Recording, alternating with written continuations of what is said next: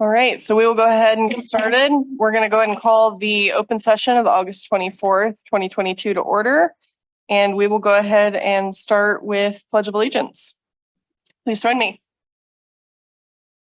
I pledge allegiance to the flag of the United States of America and to the republic for which it stands, one nation, under God, indivisible, with liberty and justice for all. All right, could I get a roll call, please? Councilmember Lohman. Here.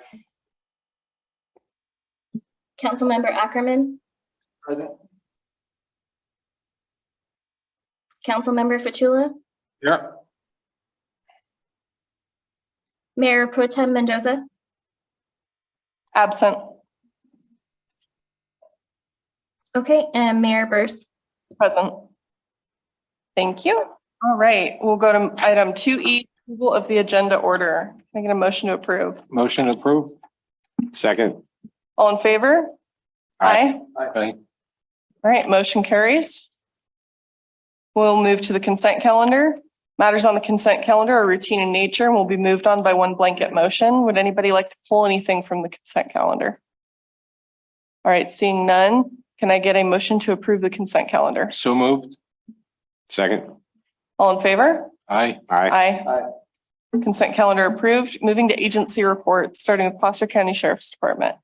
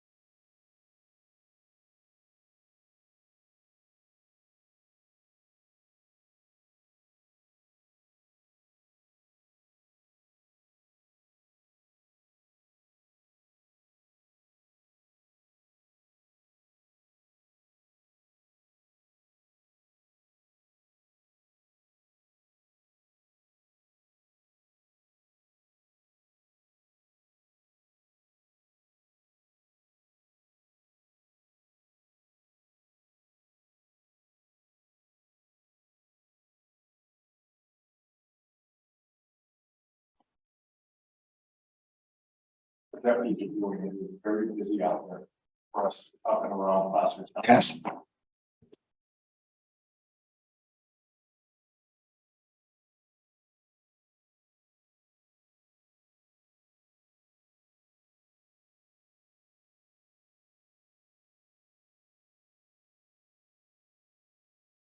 Testing.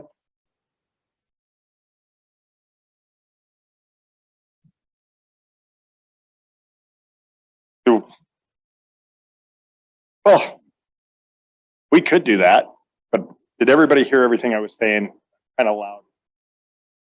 I need to repeat. You're good now. Thank you. So the important things I want to look at for tonight is what's going on. I think we're all aware, right? We're gonna have the kids out riding their bicycles. Well, we've got football practice. Got a lot of changes. Cool. I'm going to encourage everybody to slow down, pay attention out there. Got a lot of young drivers that are coming around safely. The most important next generation.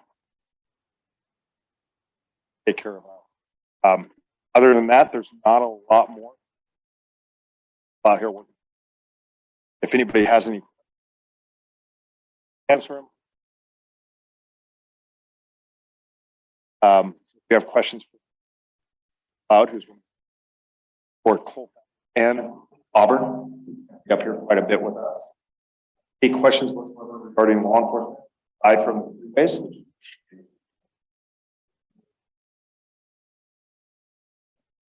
What was that? Yeah, Dave. I'm a walker. Hey guys, if we have any comments, I'm gonna have you come up to the mic. That one's so true. Sure.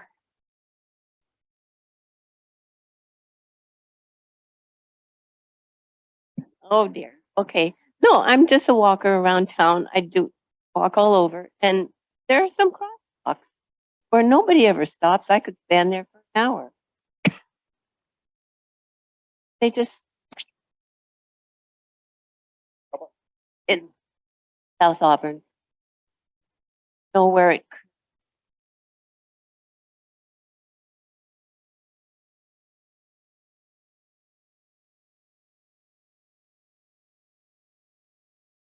Hang out there throughout the week. I can't promise exactly when.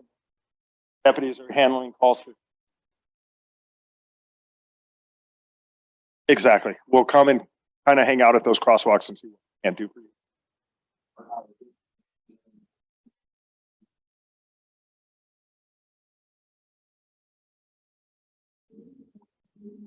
Martin was just saying, and I'm repeating for our folks online because you don't have a mic. There's some restriping that'll be happening on August 31st. August 31st. And that's related to the crosswalk specifically by South Auburn Street. Perfect.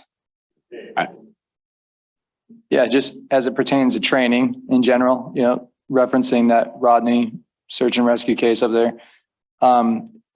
Does like Placer County search and rescue, for example, you know, learn from like just how that freelance team, dive team comes in and then boom, within 24, I mean, just, I know it wasn't Placer County's, No, I'm not, just in no. general, like, is there something to learn? There's always something. I've worked with Venture Purpose. I actually had lunch with them for hours, went through all their gear. I don't remember. So we wanted to learn what you guys do. I had 5 boats on that. I had swimmers at lake, craft. I had helicopters. I had a drone from the military fly that entire area. The amount of time that we for her and bring her home. Absolutely. They have technology. These are guys that are not just some group that just came out through a fish finder in the water and found her. This is a professional profit organization that does this. Last 2 years, they have brought 500 cars out of the water. In the 20 years that I've worked for this office, I have never even had to search for a car in any of our waterways. Because where do they go in ours? I pulled one car out of Rollins Lake, right there on Rollins Lake Road that you could see standing over it. I've pulled 3 cars out of boat ramps. We don't have the exact expert. We don't have the equipment. They get brand new equipment. They're closed 24 cold years. They're phenomenal. And I'm learning from them. I learned a lot from them in 3 hours. That was my goal. Specifically, buy them lunch and figure out what equipment utilizing to do our task better. So yeah, absolutely. There's a lot. We're working through that. I've spent the last 3 days answering that exact same question, right? And I lived it. I had very little sleep over the last 3 weeks. And every night I would drive home going, where is we're back to it. Yeah, absolutely. We missed by the divers. Side scans. Water, so yeah, taking this one back and I had one job. I took that job very seriously. I didn't, my team, they came in. Outcome, I have no ego. Very humble about it. My goal, and I told those guys, to them, help us bring her back. Find her in the lake that I'm okay. I'll take the hit.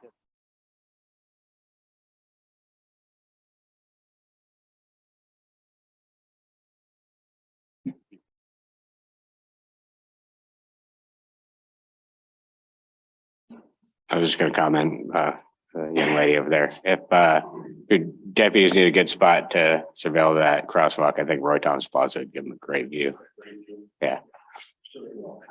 Thanks. Thank you. All right, if we have no more questions for the Sheriff's Department, we will move to CHP.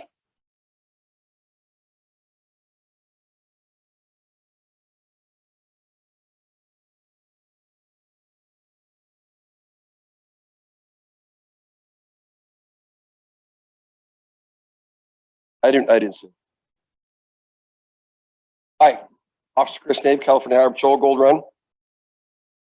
Just a few short things here. Oh, it's not working. I don't have a whole lot to say except for anybody that's been driving up and down the freeways. We've seen a lot of disabled vehicles. What's coming? Burning Man's here. So everywhere you go up and down the freeway right now, there's all kinds of illegal, big, giant vehicles broke down. So Burning Man's here. It's coming.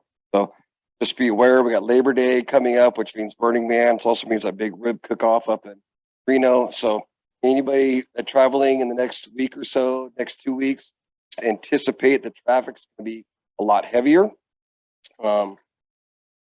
So plan ahead, prepare, make sure that you're not stuck in that. Please don't. We have our highway violence, our freeway shooting. It's going up. Please don't partake in this. Plan ahead and just anticipate and understand that there is going to be a lot of traffic in the next couple of weeks. So just be prepared for it. But to answer, there was a question brought up the last meeting about the concerns about the commercial vehicles, the truck fires. Every day. So it's been addressed at the office, are doing what we can to help. The bottom line is, yeah, there's a lot of people that are concerned about the truck stopping at the brake check area.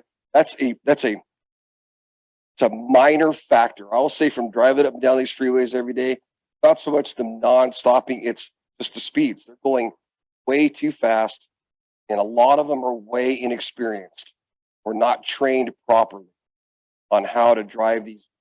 It's one thing to go 80 miles an hour across Nevada. It's an entirely different ballgame here in the Sierra Nevada. So, and they're not driving properly. Brake check fires. So in addition to that, it's been brought up with higher up.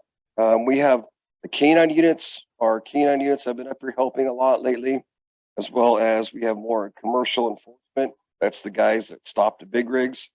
We all do, but they are specially trained kind of things. They are coming up here to help as well. We had some out today helping out, monitoring the brake check, monitoring trucks coming down. Well, geez, Louise even went up the hill today, 80 miles an hour up the hill. So everyone's going to, including the commercial. That's the reason we're having speeds are way too fast. So do what we can to help prevent that. As far as the Caltrans part, they talked about vegetation, cutting that back. I don't know where we're at with that. Counties, CHP, trying very hard.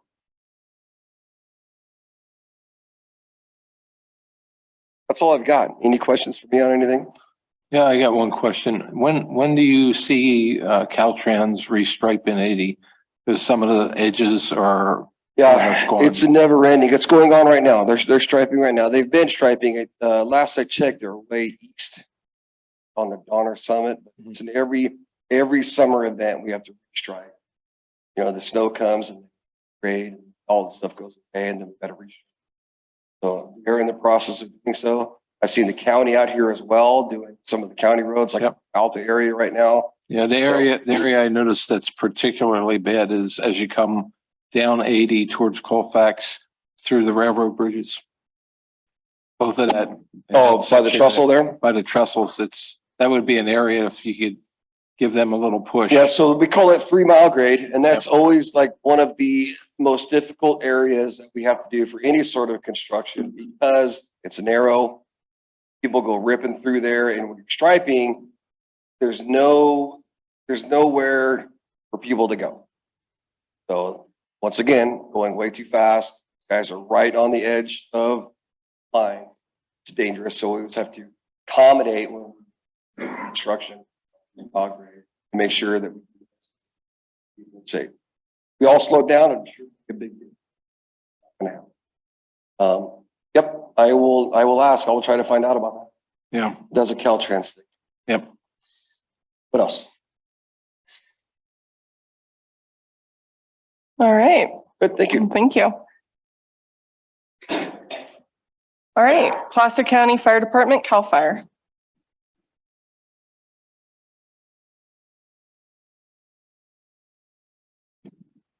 All right, Madam Mayor, City Council, City Manager, Jeff Wells, Battalion Chief, Cal Fire, Placer County Fire Department. So as I do every week, but I should make it a little bit quicker, I kind of go with our fire. I will tell you right now, it kind of last week or two are at the it's been kind of up and down with the presentation that we had, but we were definitely I think you saw this at the Oak incident last week. Obviously, Botsy mile out right on the end. There is the potential there. Recognize that we're and put it out at luckily structured and nobody got hurt. So obviously, with that being said, there is some of the equipment kind of for Colfax itself. It have about a month ago some damage. Our piece. One of the compartments ended up being damaged, which basically kept the rescue itself in service. That compartment door. So with that, for our insurance to mitigate that now service compartment. So this has taken a few weeks. We didn't want to put it down to auto mechanics. Keep it out of service for several months, so we ended up getting parts. Got word today that on September 6th, have all the parts, so we will end up putting the issue with that is not have a piece of equipment. So to mitigate that and get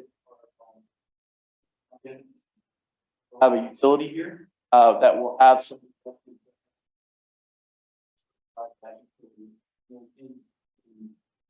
in addition to that, we'll have a engine that will be parked here for that. So and hopefully it won't take more than 2 weeks, what we've been told, but you know how things happen, so we can take a look. So one of the positive things about how lookout was lightning last week did make Fox 40 how things importance of the lookouts on the map a little bit, gave some inside information by those. So other than that, for safety message, what I would like to say is for Cal Fire itself on the wildland, ready, set, go. And this is for all the public. You have some wildfires that are evacuation. Placer County, that if you have that evacuation, if you're ready, and bags are packed, have a route, and are ready to do that. Just a question. Could you highlight how important the the American River North American shade fuel break was in stopping the Oak fire? Yeah, absolutely. So this project for minimizing obviously fire behavior are obviously an impactless fire. Exactly what we said is using that fuel, big spot that kind of goes all the way from Auburn all the way up to Colfax and continuing, has been minimized. That project for several years now. We're tracking ourselves mitigates that. This fire going to put would ended up stopping at that fuel. So, buzz through that different fuel, it hit that fuel grade and gave us that opportunity for aircraft and no, I appreciate it. Thanks, Chief. Was there a fire over in Iowa Hill just the other day? There was a column of smoke. People were telling me they could see someone up there. So I will tell you that there was a couple smoke checks. I'm not aware of actually. With that, State Parks has a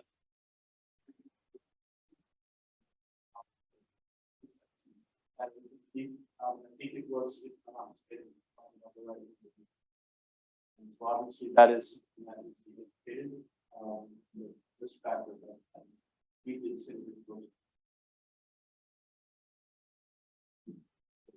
out of curiosity, to what extent are the lookout towers in the aerial, manned?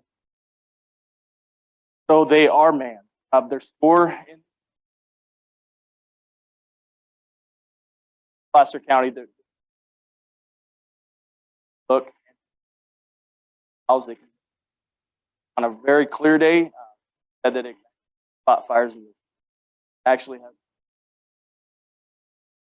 importance or the ability that is have called volunteer.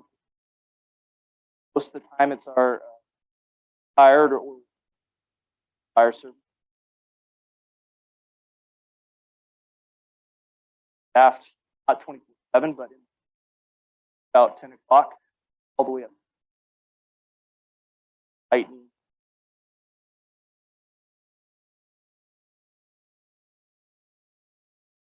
So as of right now, staff.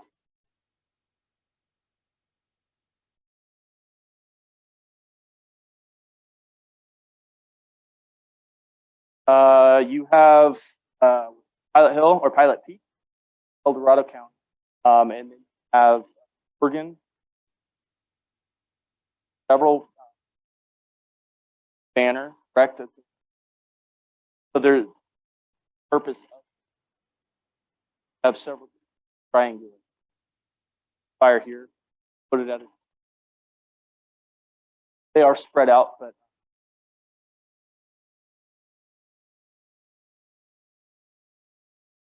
Well, thank you. No one has any more questions? We'll move to nonprofits. Do we have any nonprofits? Chamber.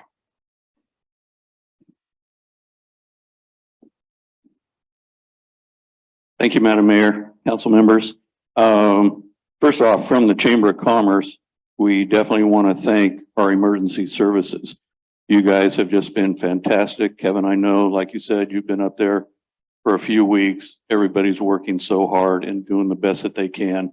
And where you come in and it does become personal at some point. It's hard to differentiate from just a business, but you guys are just fantastic up there.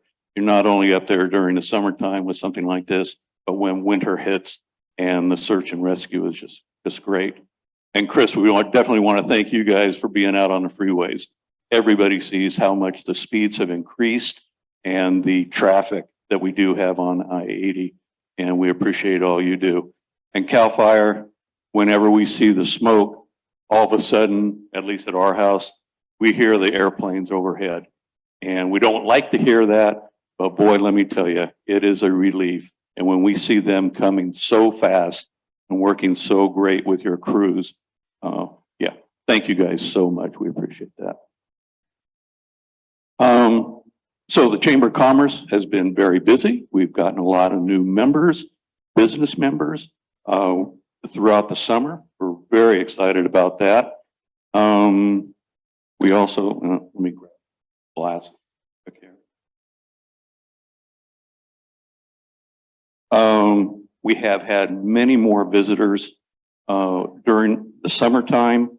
A lot of people up in Rollins Lake area, a lot of hikers, a lot of campers, fishing, just all recreational.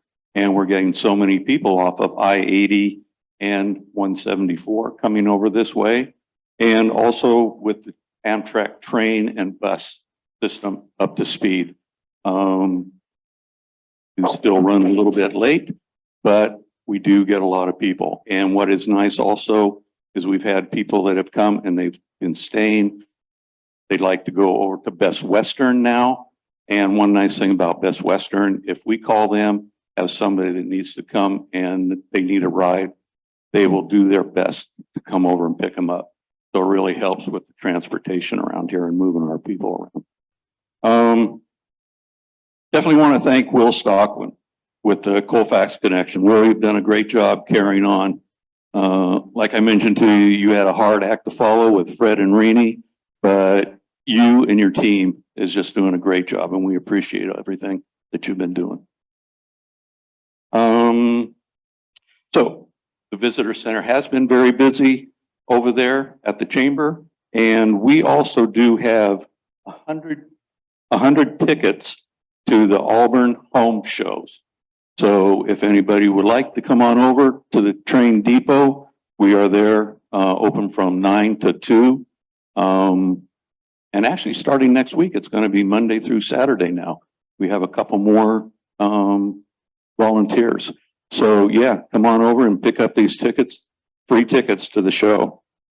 We're looking forward to Railroad Days coming up. Fred, we're excited to see you and Rini here. So that's going to be another great event. And we also have a mixer coming up at the end of September, and that is going to be at Lighthouse Realty. We're working on the flyers and the information, and that will be coming out shortly. So with that, that's all I have. Wonderful. Thank you. Do we have any other nonprofits here? Fred, I'm looking at you. Did you guys want to report out?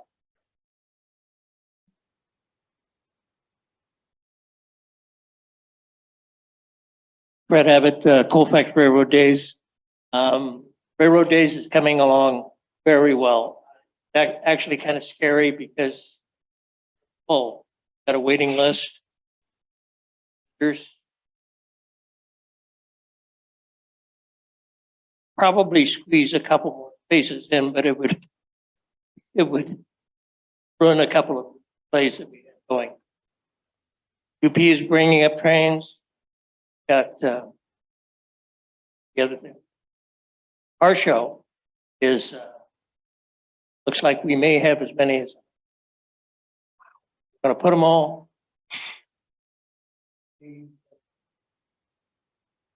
Saturday only. We'll find a spot for them. They have to park them in council chambers or something. And always save some energy Saturday night for the street dance. So street dance from 5:30 until 9. Any questions? Council? All right. Thank you, Fred. All right. Any other nonprofits? Sierra Vista Center have any updates? All right. Well, with that being said, we will move to item 5, presentations, and we have a presentation tonight from the annual presentation for the Mosquito and Vector Control District. Madam Mayor, as he's making his way up, I'd like to point out that the council's appointed representative to the mosquito vector is here tonight, Will Stockman, in support of this presentation for you.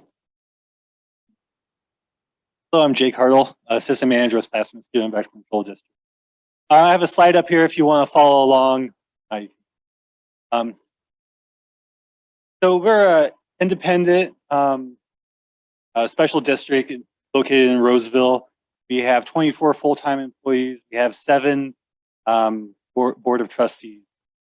Bill, thank you for attending. He's been on the board for several years now. Great to work with. So our district mission is really to prevent risk from vectors and vector-borne disease such as West Nile, St. Louis encephalitis, Lyme disease, throughout Placer County. We separate the county into 3 different areas: West Placer, Mid Placer, East Placer. In West Placer, we're mostly looking at West Nile virus and just specifically mosquitoes, some yellow jackets. Mid Placer, which is Auburn to Colfax, including Forest Hill. Still mosquitoes. We also are collecting ticks, testing them for Lyme disease in this area. Luckily, Auburn and Colfax, the black-legged tick that spreads Lyme disease, isn't as prevalent as it is as you move up farther up to the hill. Mid Placer and Colfax has a lot going for it. Not many mosquitoes, not many ticks. And then East Placer, we have yellow jackets and rodents. We work with the California Health Department for a lot of Hanta cases, hantavirus. So just be careful out there if you're cleaning out old buildings. There's lots of rat and mouse residue. Just wear a mask N95 to help protect yourself. So, like I said, West Nile is one of our main priorities. West Nile is transmitted from birds, specifically like scrub jays, blue jays, corvids, through mosquitoes, and mosquitoes back into birds. But when that virus is in that mosquito, that's when it can be transmitted to humans and horses. A lot of horses nowadays, they're vaccinated for this. Unfortunately, there's not a vaccine for West Nile virus. Our goal is to really stop that transmission of West Nile and other from the mosquito to the population. Yeah, so what can you do? EPA registered repellent. Start with this. DEET help protects from mosquitoes and from ticks. So if you're out hiking, put DEET on your legs or your socks, tuck your socks in. This will help prevent those ticks climbing up your leg. They quest on the end of grasses along the trail, and as you or your dog walks by, they'll grab on, climb up your body. So DEET is highly recommended. There's other oil of eucalyptus, IR 3535, keratin, various other active ingredients. So the big news in California started in 2013 is the invasive Aedes aegypti mosquito. This mosquito came from Asia. There was an outbreak in Miami several years ago with Zika. So this is the mosquito that can transmit dengue, chikungunya, all these weird sounding viruses. Luckily for your sake, probably not going to go in this high of elevation due to the temperatures, but we are monitoring. So it was first found in Fresno in 2013, and then throughout Los Angeles and Southern California. And then in 2019, we found it in Placer County, right on the border of Sacramento County and Placer County. We detected it. Within a couple of weeks later, Sacramento detected it in their county. And then since 2019, we have not. Oh, sorry. So the green is just areas where the counties are looking for species. So green is these counties are setting traps in these areas. They're trying to find this species. And then once that green turns to red, that means that this particular species was located. Good question. So the arrow is pointing out that little red dot in Placer County, found it in 2019. And then this spring, we found it in Granite Bay and we found it in Roseville. So we're continuing to make applications looking for this mosquito. Unlike the previous mosquito where it prefers birds, this one prefers humans. Lives in your backyard. It can breed in a bottle cap of water, produce larvae, and they're super silent. Luckily, as I mentioned, the viruses they spread aren't here, but they are annoying mosquitoes that live in your backyard and will get your house. So we are monitoring them to the best we can. 2019, we found 3, and we had all of our technicians looking for them. We did aerial monitoring with our drones, and we also did ground applications with truck to help prevent these. We're doing the same currently in Roseville and Auburn. So next, yeah. The general manager was going to give this presentation. Unfortunately, he's out at medical leave, so I'm filling in last minute. I updated these slides recently to give a better presentation, accurate.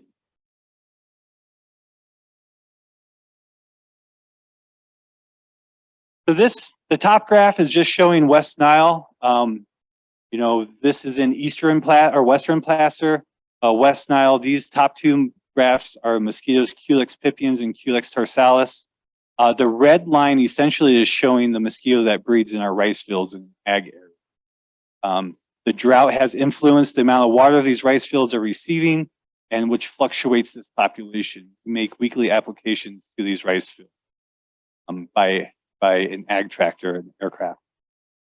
So now we're talking mid-placer. I want you to just draw attention to that purple line. That's the main point on this graph in 2022. In mid-placer from Auburn to Colfax, these 2 species are not as prevalent. That's why you don't see as much West Nile in this area. But that one purple line was just an issue with the wastewater treatment plant in Auburn. We trapped them. The next day we talked to them. They fixed the issue. You can instantly see that drop down. So they are great to work with, and we appreciate them fixing the issue instantly. Now the bottom graph, the only West Nile we found in this area near Auburn in 2020, we found a dead bird that had positive for West Nile. And in 2022, earlier this spring, we found another dead bird that was positive. So overall, the virus in this area is extremely low. Yeah.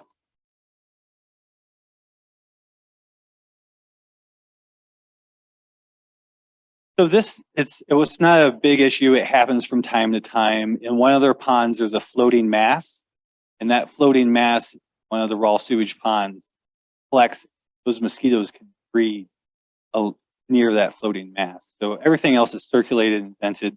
So the next day they just went out, they pulled that floating mass out and solved and breeding stuff. I don't The only believe so. floating mass we have is aerators, and then they're in the water, they're running at this point. So the mosquitoes are not going to be able to breed because they're circulating in the water through them. And the same thing with Auburn, have the area. Overall, it's not a big issue. Every once in a great while it does. And they are, like I said, great to work with.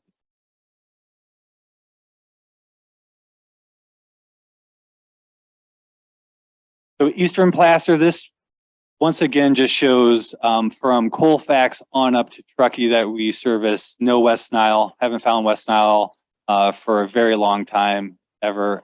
And these mosquitoes that we are searching for are very low in population. We find maybe a handful each night.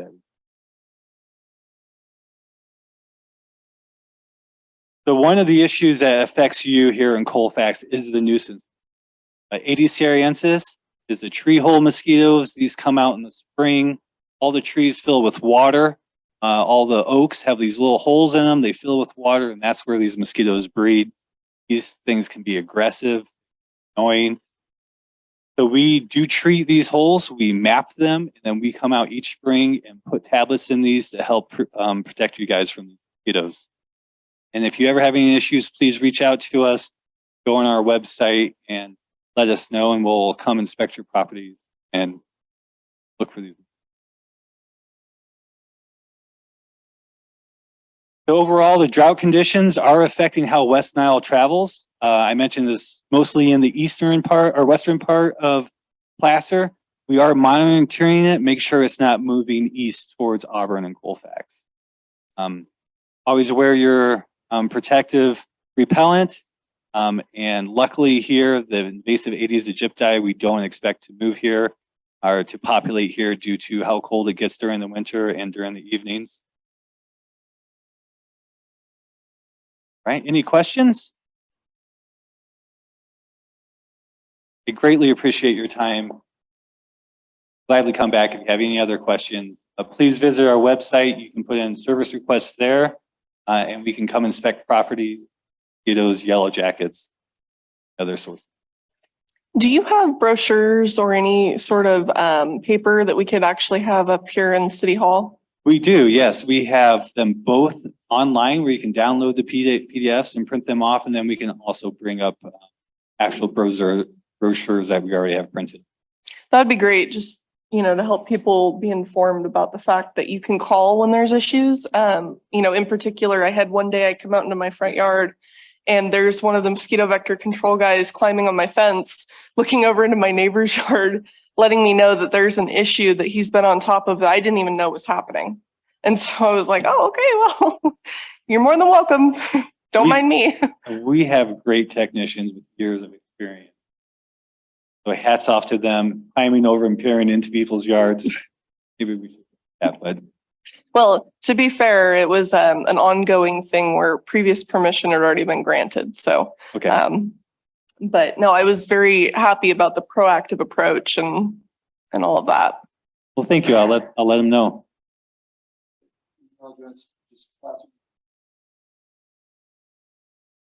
Oh, so that must have been changed. So you can do info, INFO at Placer Mosquito.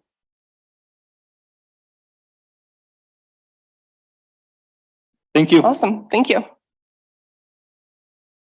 All right. That concludes our presentations. We will move to item 6. Or sorry, we do not have any public hearings either. So we'll move to item 7, public comment. Do we have any public comment in the room at this time?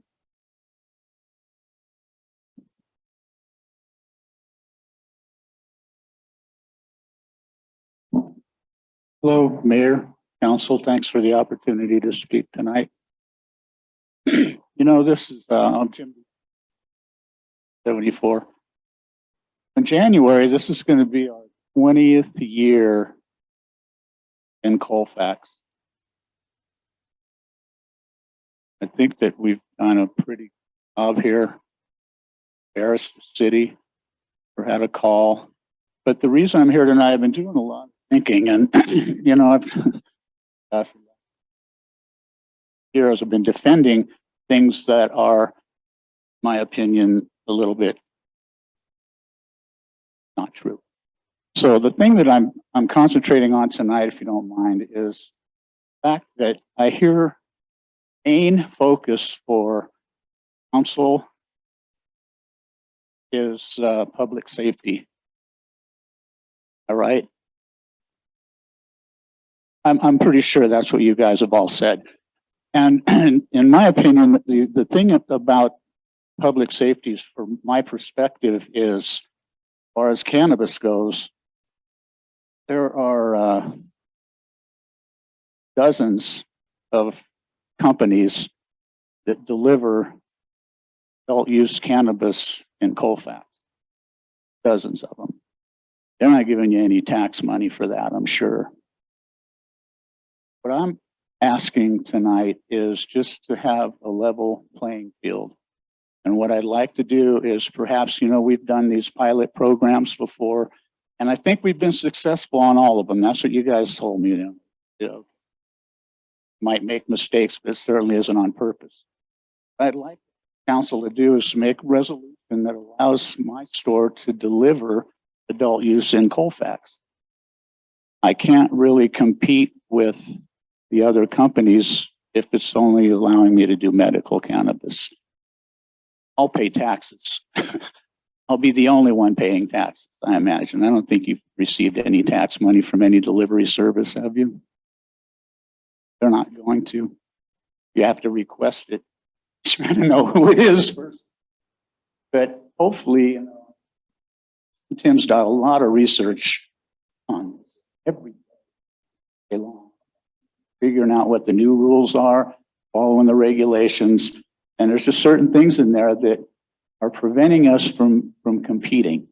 And like I said before, hopefully you guys expect an answer tonight that it would be very helpful to not only the company, but the city of Colfax to be able to deliver safe medicine, safe cannabis to people. Right now, people are going to smoke weed.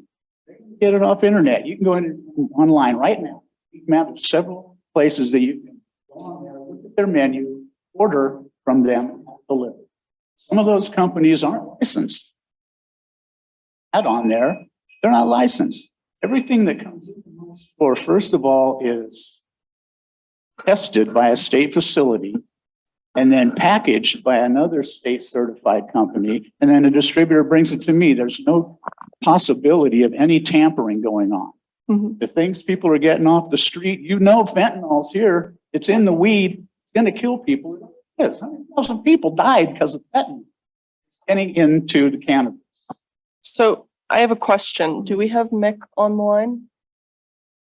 Mick, does our current ordinance as it stands right now allow for us to permit delivery, or does the request that's being made by the member of the public this evening require an ordinance adjustment? I haven't looked at the ordinance for a while. I think it does make provision for delivery, but that is a separate license. I will take a look at that and shoot you an email to that, to, you know, and update it, but that's just my recollection. I would appreciate that as a follow-up, and then what I would recommend is perhaps scheduling a meeting with each of the council members to discuss the option. I feel like then concerns can kind of be talked out in a comfortable setting. And then, you know, we can then bring it back during a public comment again to see if we have enough council support to agendize it. But I think that first things first, having the discussion with each of the council members is probably going to be a really good idea. Thanks, Jim. Do we have any more public comment?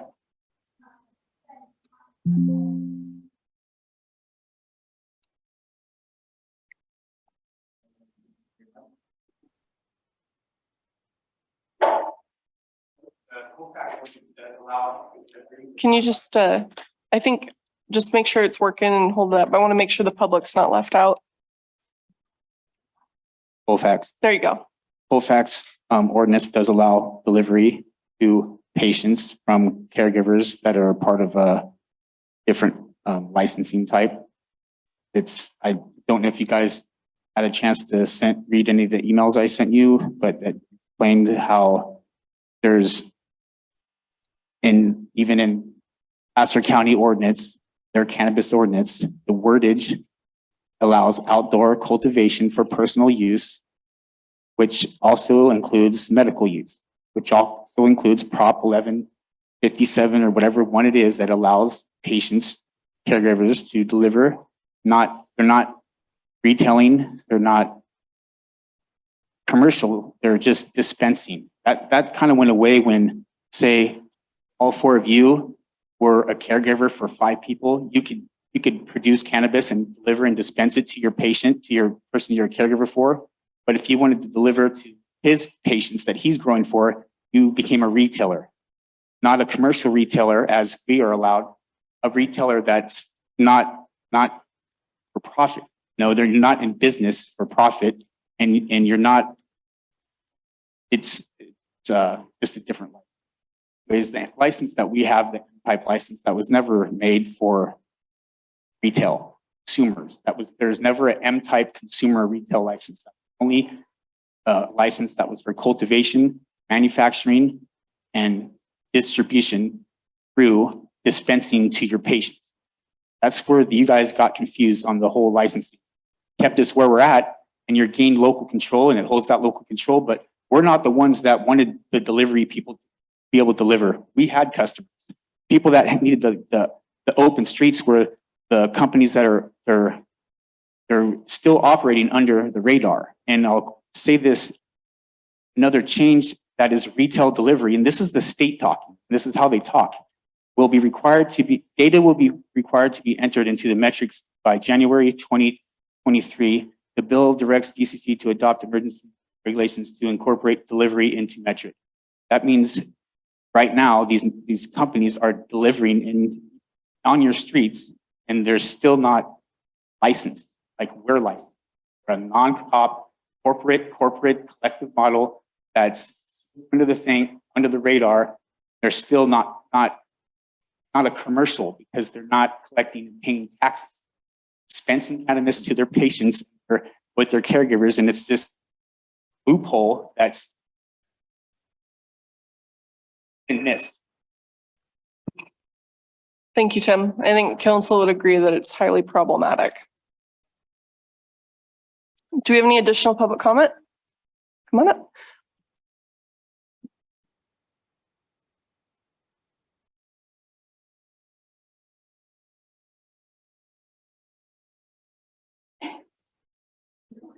School here for the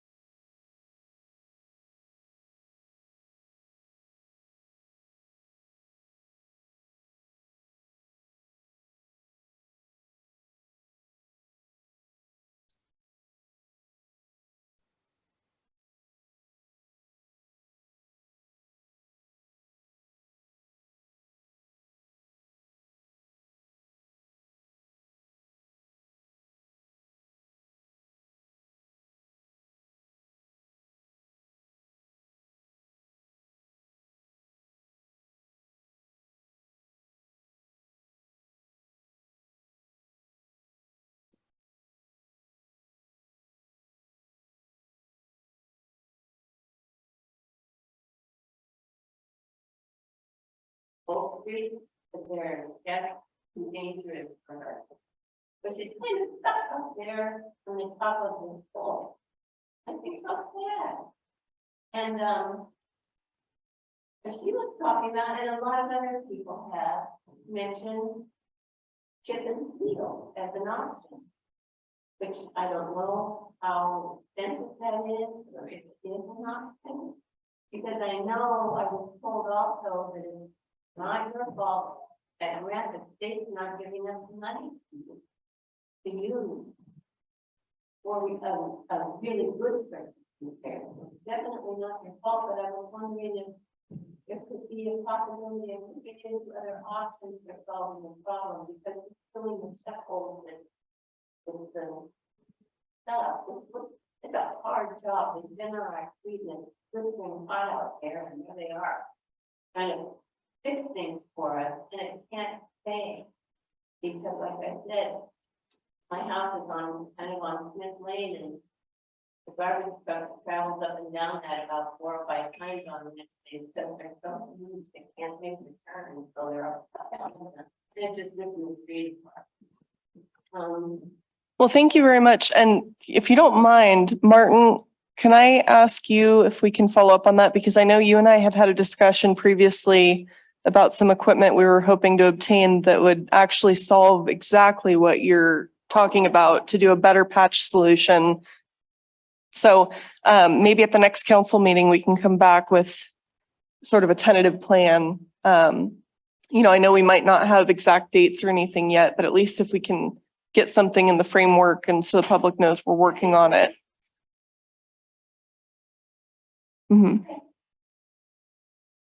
Yeah. Question for Mick. So Mick, if somebody falls on one of our streets because of a pothole that's not repaired or because of a defect, is the city liable for that? The city can be liable for that if the person who falls can establish that there was a dangerous condition of public property, that would be the street, of which the city was aware or that the city created. And it can be created, for example, by failure to do maintenance. So yes, you can be liable. So maybe in when we get to the end of the meeting or towards the end, we should have a discussion whether or not we should have something that looks at all the streets in the city to say, where are we at? Yeah, go ahead. Our street was labeled number 5, but I think if you look at it, it's no longer number 5. It's bad. And maybe, thank you for mentioning that, because I was going to but would be neat if you could reevaluate the seriousness of each neighborhood. Maybe we get better number than 5. So on that note, I have a question. Do we have the ability under the CBDG funding to adjust what roads we choose to use that project funding for, given the amount of time that's elapsed since we were originally approved? I don't know the answer to that, but I suspect probably not. I'm waiting for an update on the funding. They promised would come in October. If they don't have money available by October and know which jurisdictions are going to be able to fund, we'll need to take that same project and resubmit it January 1 when they open up the new NOFA for the project to get it funded. It's just unfortunately taking them forever. I have had conversation with Martin that look at other options of chip and seal as an interim step if this is going to continue like this as well too. I know on the next agenda, the equipment that we were referring to is going to be on before council for approval to kind of get this going. It's all a slow process. And of course, you know, with supply at this point, it is a matter of when the equipment will be manufactured and we can get a hold of it and start utilizing it as well too. The good news I will say is that Forest Hill Street is actually part of that first round of streets that are supposed to get paved. So when that money comes in, that's part of round 1. Yeah. So. And just so everybody knows, what are the other streets that are in that first round of funding? A portion of Culver Street by the sheriff's substation, a portion of West Church Street from Culver to Rising Sun, a portion of Depot Street from Neelan Street down to North Main Street, and then all of Pleasant Street and all of Forest Hill Street. And I thought School Street was on there as well. You're And School you're Street. correct. Yes.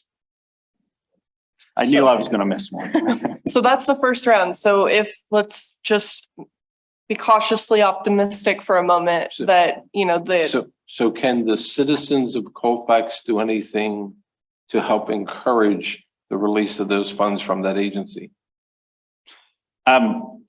I'd be glad to share out the contacts I have for anybody that wishes to reach out on the city's behalf and become a bigger pain than I have been with them. I'd appreciate the support. Okay. yeah, so we can get that contact information out there. And as I was saying a minute ago, being cautiously optimistic, if those funds come in October when they're supposed to, those are the streets that are going to be up for immediate repair. So it is quite a lengthy list. And hopefully we'll be successful in that. And Wes, if you want to provide, if you think there's a specific good contact that we can send people to, we do also have the federal advocate that we need to follow up with and see if they can get some more progress. So I'll reach back out to James and see where we're at with that. And if Wes, if you could get me just a brief description of what the thing is we're asking for, along with those contacts, I'll make copies and walk it through the whole neighborhood for all those streets and drop one off at each house.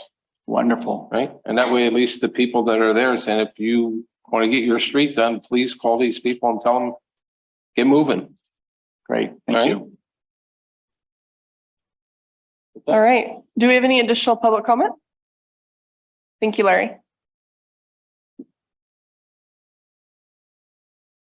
Larry, can you check to make sure that you turn the mic back on? I think it's off.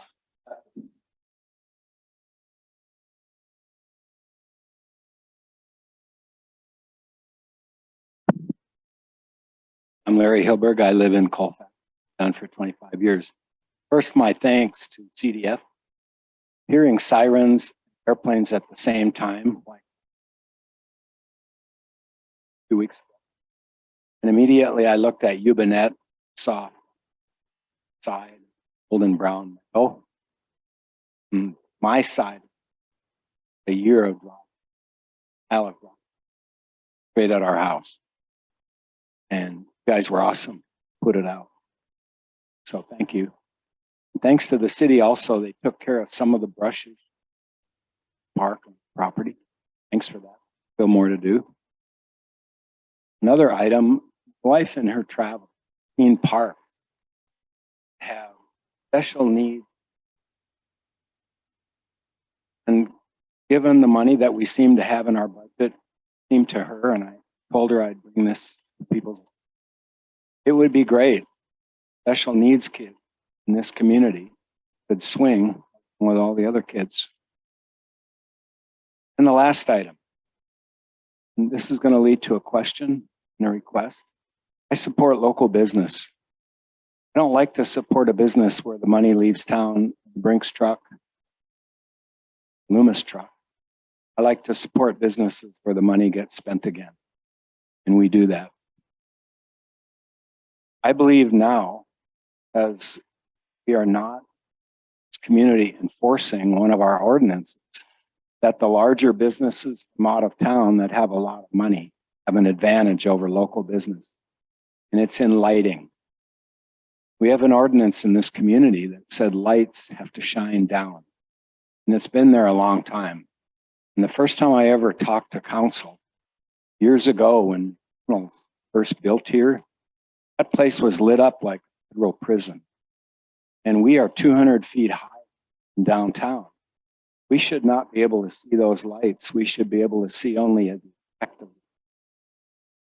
And when we look down now, we see multiple community, most by larger businesses. I'll mention A&E Concrete to start with, but there are others. The lights do not shine down, they shine up. We can see them from 200 feet.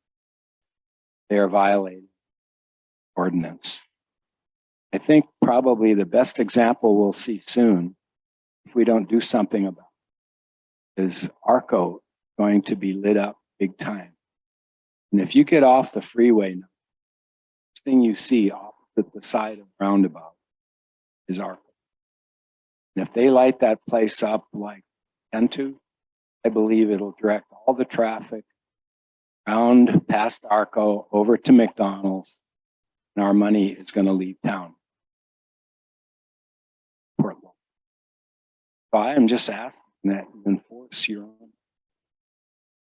So doing, you'll be supporting your own locally owned businesses who don't have built their buildings back. That wasn't possible. There's at least 15 lights I can see.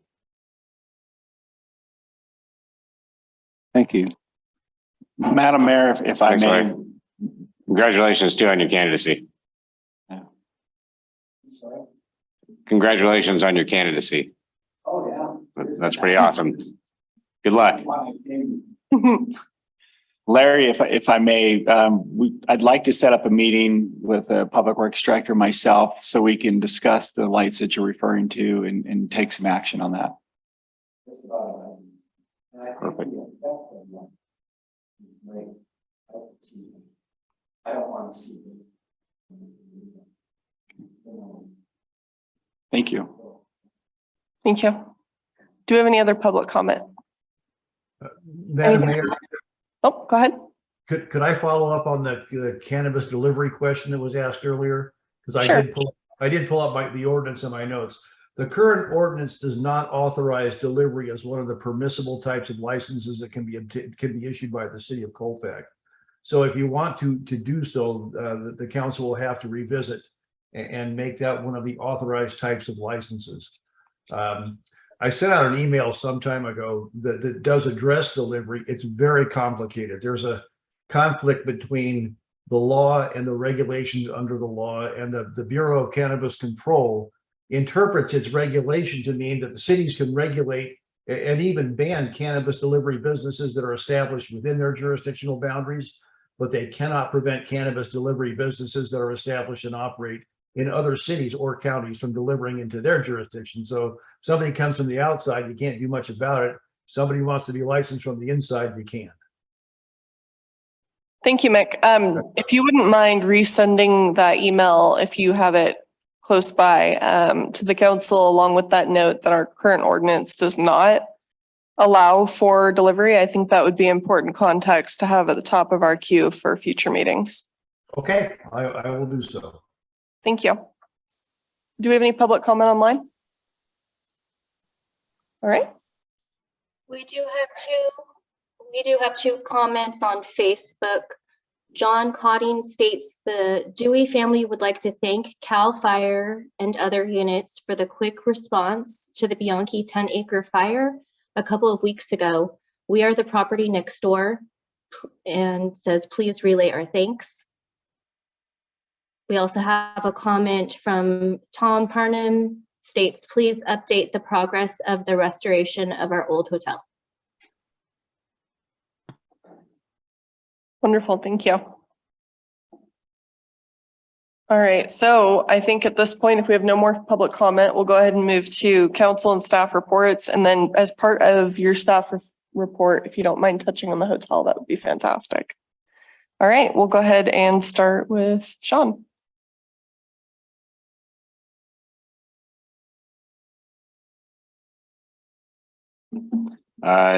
Just wanted to report our Placer Sierra Fire Safe Council meeting is tomorrow night in the council chambers here at 6 p.m. We won't be doing a Zoom link anymore, so please come down and join us here at the chambers. That's all I have. Thank you. Okay. Joe? Nothing at this time. Okay. David? Nothing to report. Okay. As far as committees, PCTPA, one of the things that we went over this morning is we entered into an MOU with Sierra College, basically making it so that public transportation is free for the college students if they can present their college ID. So this is a really great program. And Alice was kind enough to touch on the conversation I had tried to initiate a couple weeks back regarding the current situation with the high school and the elementary. And Auburn is currently experiencing the same issue that we are with transportation. And so there's sort of a side conversation that we're having right now regarding PCTPA's role and how we can try to mitigate that, because it's not that there aren't funds. The funds are there, they're in the budgets, the schools have them. The problem is the staffing for the normal transportation district. And so we're gonna see if there's any creative solutions that we can come up with by working together. I want to say about 15 years ago, there was a grand jury report where a similar issue occurred. And essentially what needed to happen was our transportation district had to step in and provide those services at that time. So we're trying to find that report to see if there's anything that we can build on or replicate. That way we don't have to.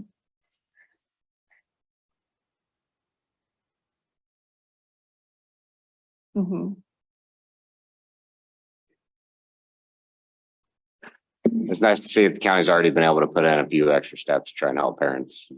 Work through Yeah, and I that. know they've been really dedicated to because there is specific legal requirement for students with disabilities or who are homeless.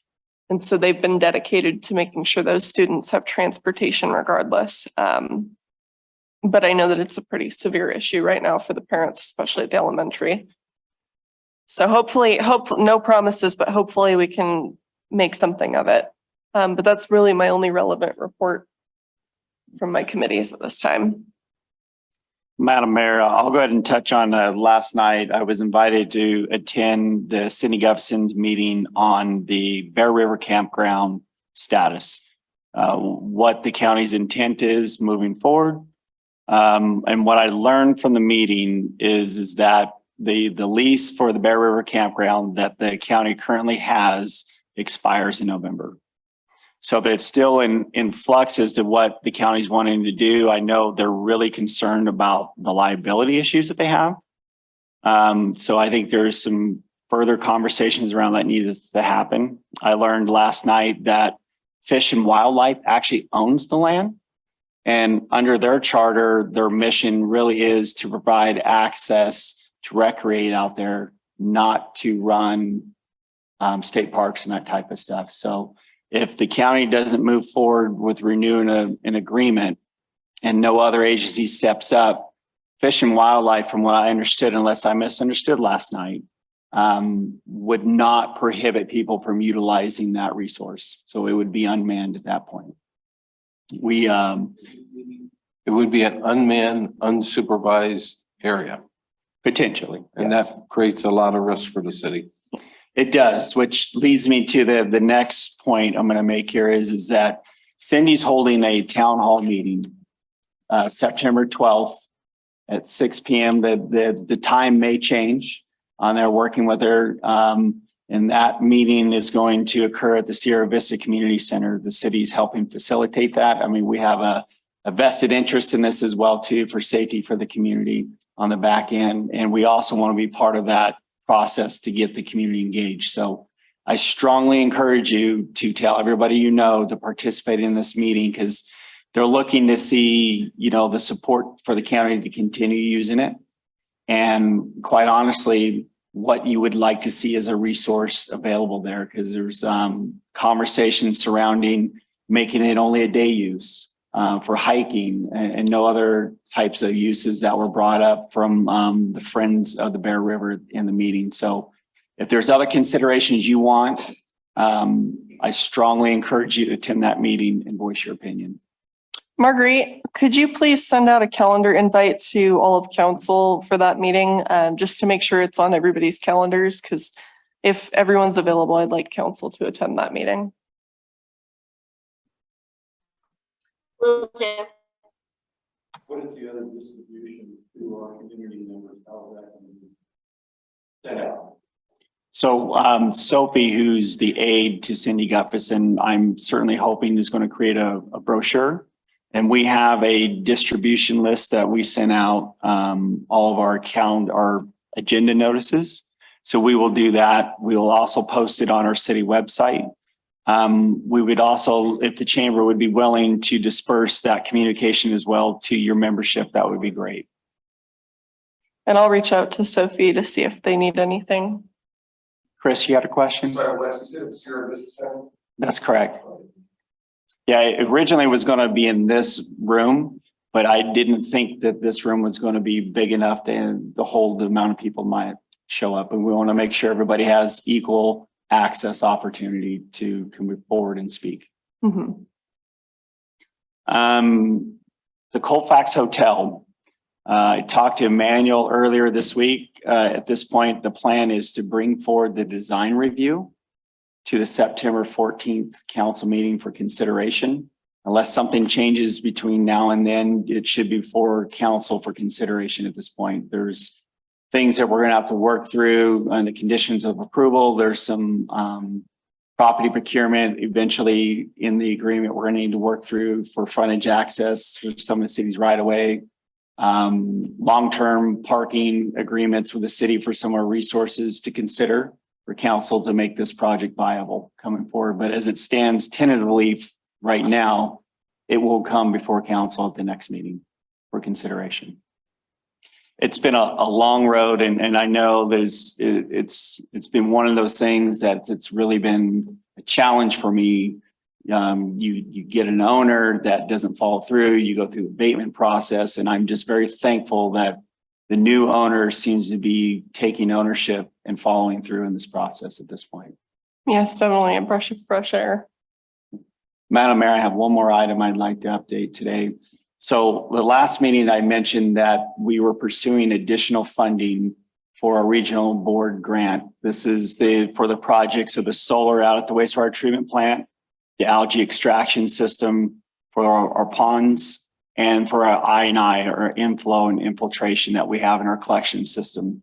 With the cost of inflation, the dollars that we currently have, the $5.5 million, would not get much of the I&I project done.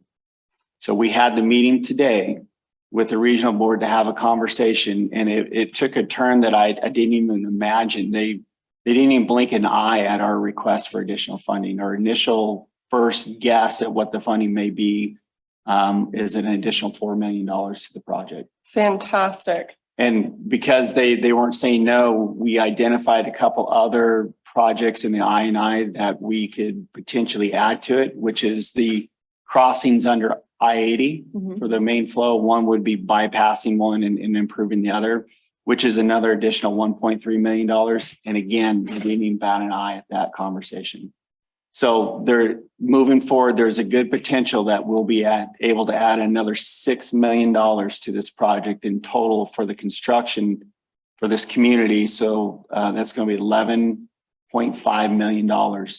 Now, what does that mean to you as the user of the system? For every dollar we can invest in the system to improve it, that's adds life to that system that we don't have to have a dollar in reserve for. So that's saving you cost in the future moving forward to help us better sustain and regulate the rates as we move forward.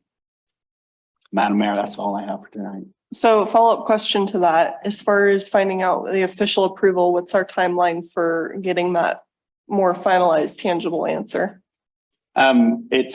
It's there. Unfortunately, we have to do the funding request by phase. Phase one was the solar. That project's already underway. Okay. Funding's locked in. The project's happening.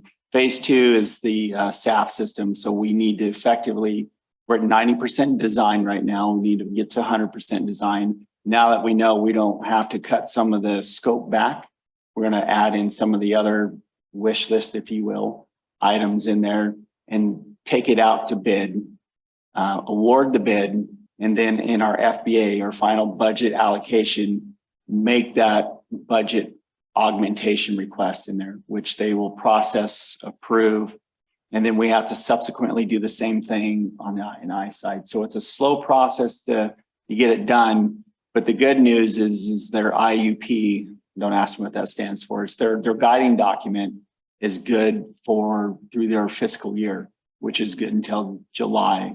We're at 70% design for the I&I project. So we will be effectively bidding out both of those projects, the two remaining projects this winter. When you want to bid projects in the first place, you get the best cost out in there. So it's looking really good. And I want to thank Jim Flutter for his help and assistance in helping leading this discussion and stuff. Thank you. That's fantastic. Council have any comments on that? All right. Well, that concludes our reports. So we will move to item 9, council business. Ordinance amending Colfax Municipal Code Section 10.16.080 by adding subsection 10.16.080 to authorize restricting or prohibiting parking on narrow streets. And I'm turning this over to Mick, correct? I think so, Madam Mayor. Thank you. This proposed ordinance is the result of the discussion that council had at the last council meeting. The process tonight is a little bit different than we usually follow. We would normally do a public hearing when an ordinance is introduced.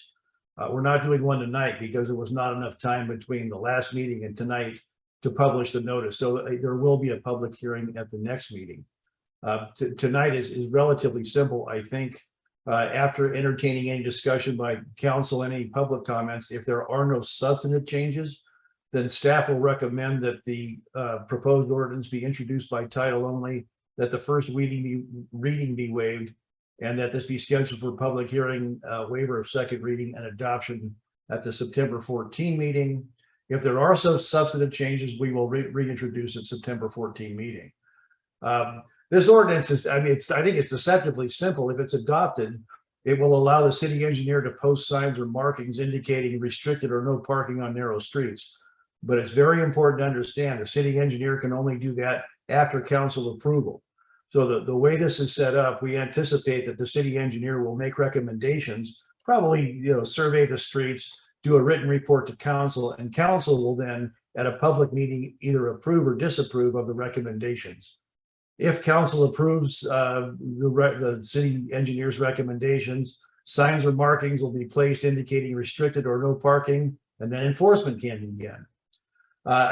You can see in the staff report, we slightly changed the language from that which was presented at the August 10 meeting. I added the word restricted, which in my view, allows some type of flexibility.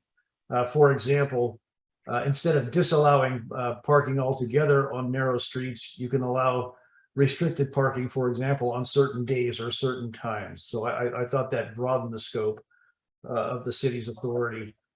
We also, I think there was some confusion regarding the word stop or stand, so those were deleted at council's request. The ordinance is drafted will still allow no parking on streets where the roadway is 20 feet or less, and on one side where the roadway is 30 feet or less.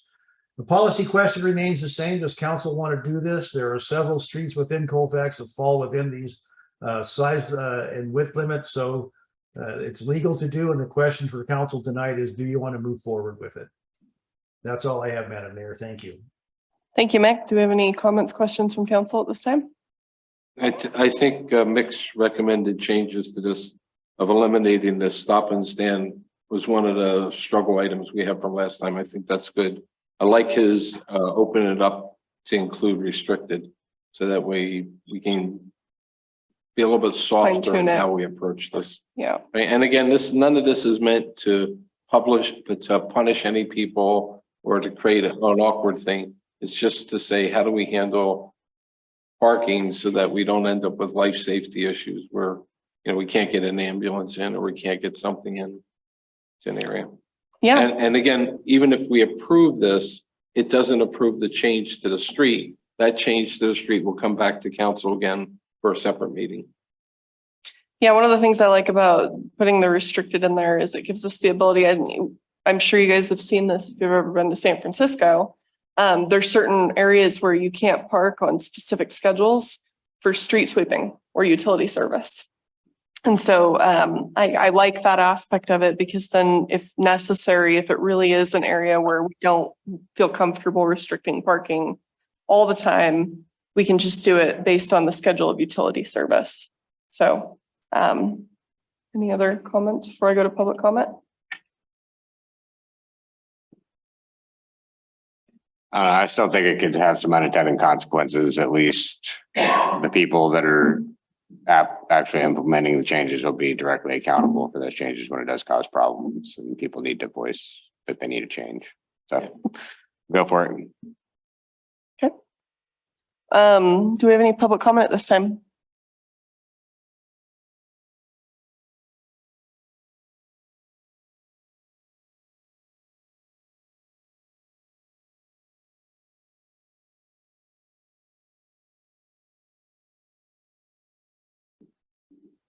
I think it's a switch on the top.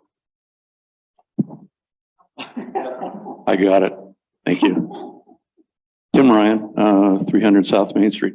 So would the restrictions be lifted or altered when we do have our main events throughout the city? Because I know there is a lot of public parking on the residential streets, and just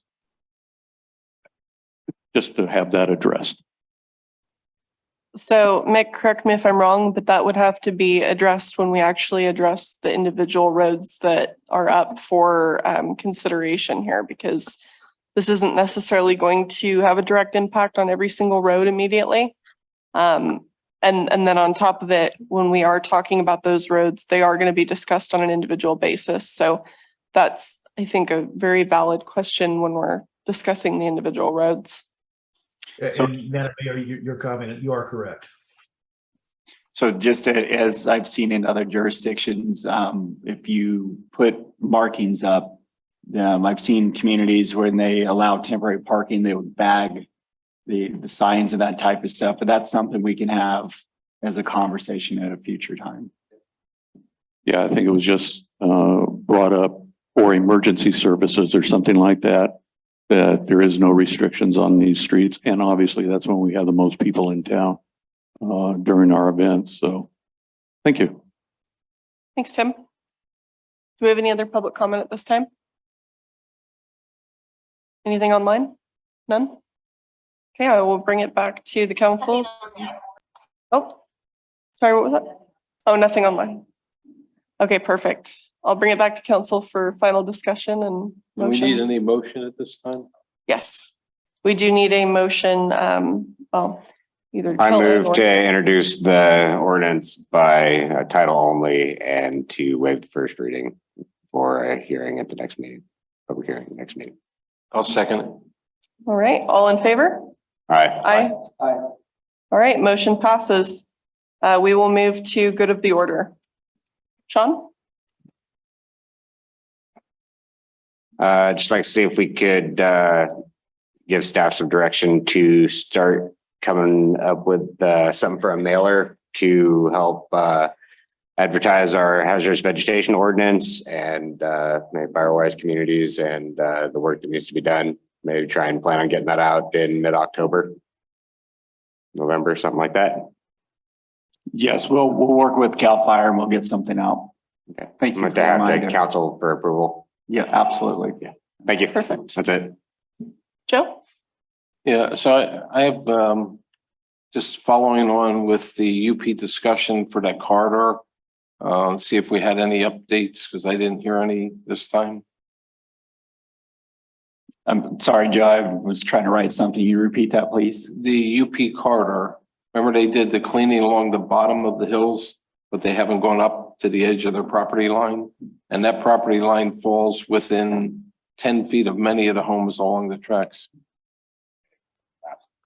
Overlaps most of them, yeah.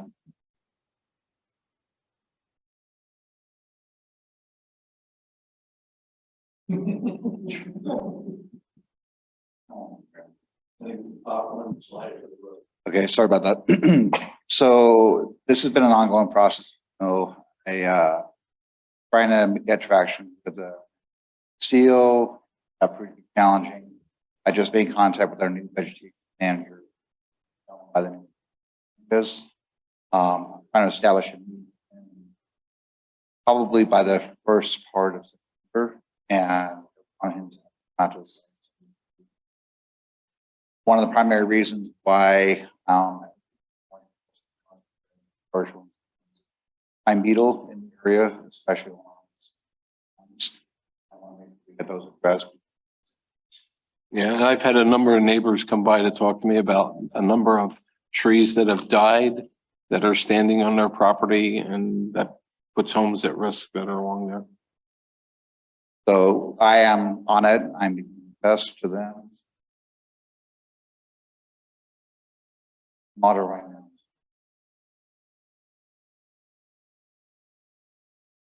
I'll bring you in to me. Okay. Great. And then the second thing that I'd like to at least get us to think about is I think we need to look at the overall city street map and just assess what the conditions are for all of the streets. So that we've got to make sure that, like, with the latest year's worth of damage from storms and all, have any streets that were not as bad changed on the list in terms of where they should be. And depending on who you talk to and which neighbors there, everybody has their own opinion about how bad a street is. And it would be good to have a city have another look-see at all the streets. And I'd like to almost get a color map up here that says, these are the red zones that are bad, these are the yellow zones that aren't so bad, and these are the green zones that are good. Yeah. So we do have the pavement index model that we did. Yeah, that was from 5 years ago.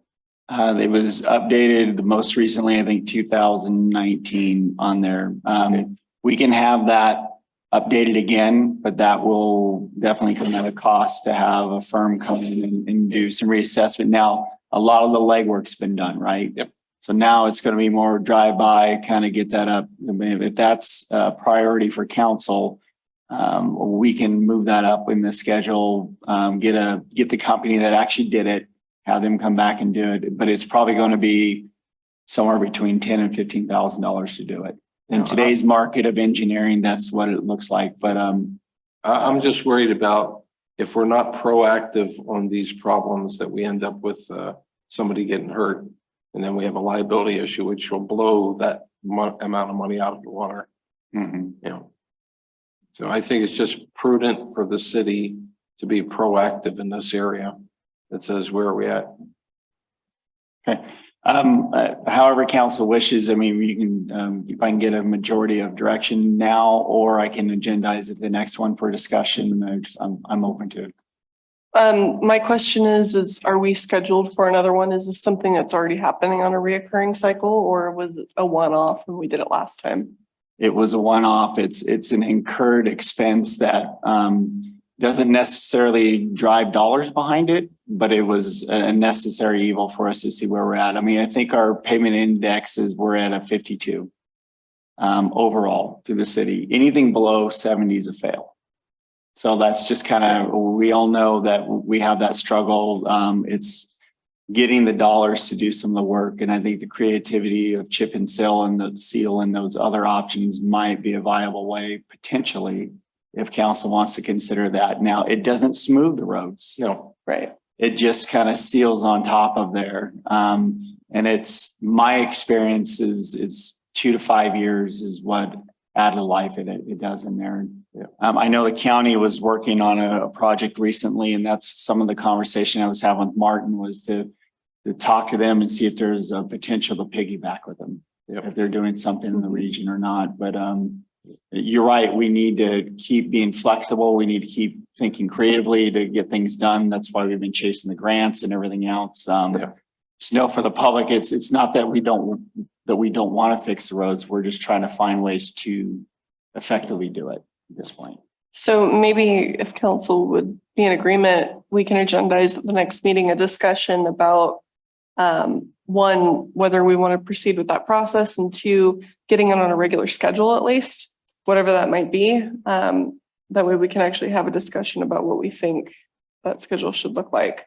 Yep. Because I feel like that's something we should do on a reoccurring basis. I'm just not sure how I feel about how much time should elapse between doing it. So they're generally done every 5 years is what when they're typically done. The one that when I was the public works director that was done for this community was the first one that had ever been done. And it was just the prudent thing to do at the time to see where we're at. Yeah. So if the last one was done in 2019, we're coming up on year 5. Yeah. So it's I think it's a prudent thing for us to look at. I'd be in favor of getting it on the agenda for discussion. okay. Do I have a third in favor? Sure. Okay. Yes. All right. We will get that on the next agenda. Joe, do you have anything else for good of the That's order? all I had. How about you, David? That's actually what I was going to talk about as well. So I'll piggyback on what, I mean, not to that exact degree, but it just seems like it's obviously one of the top two central themes in the town. I mean, just the condition of the roads, period. So I don't want to beat it. But so I agree. Thank you for bringing that up. And I mean, I'll drive around for less than 10, 15,000 and just kind of, is there a way to just kind of commonsensical, I mean, just. Like I said, a lot of the work was previously done, some of the soil assessments and those types of things. It shouldn't take them that long to do that. I mean, we can bring on a company to train somebody to do that work. I just don't have the resources in-house to send somebody driving around town and change the pavement index condition of every segment, which is every block of every road in this community, is just not cost effective. Yeah. Well, yeah, but. I do walk most of the streets every day. I probably could do it, but. But just to piggyback on David's comment, I mean, we could get 2 council members trained on doing that. And maybe that would save some cost to the city. I'd be willing to. Or, even 2 of our union employees. Yeah. Maybe that's part of the discussion we have at the next meeting is what budget are we willing to allocate to this? Because I think once we can figure that out, we can go from there and make the appropriate decisions. Yeah. Do you have anything else, David? No, that's it. Okay. So let me see here. One of the things I wanted to bring up is our 3-minute rule. And so I was doing some reading and I apologize. I don't remember what kind of led me down the rabbit hole, but regarding the Brown Act and the amount of time we limit for people on discussion. What I was reading was that the allowance that the courts have given for time limitations are strictly for the purpose of making sure that the meeting is happening within a timely fashion. They're not so that we can have a set standard and limit people's free speech. And so what I'd like for general consideration is for us to adjust the time limit and maybe accept speaking cards at the beginning of meetings so we have a general idea of how many people would like to comment, and then decide whether or not we need to implement a time restriction based on the number of speakers. Because as you guys saw this evening, I don't appreciate having to cut people off at 3 minutes, especially when we have a light agenda. I think that it's unnecessarily restrictive. And so I'd like to give people more time to speak when it's appropriate so they can finish their thoughts and all that. Obviously, we don't want people filibustering. And, we're definitely going to always have people who are passionate about something who are going to come in and talk about it multiple times. And, we're here to listen. But I would like to be less restrictive than where we are right now. So.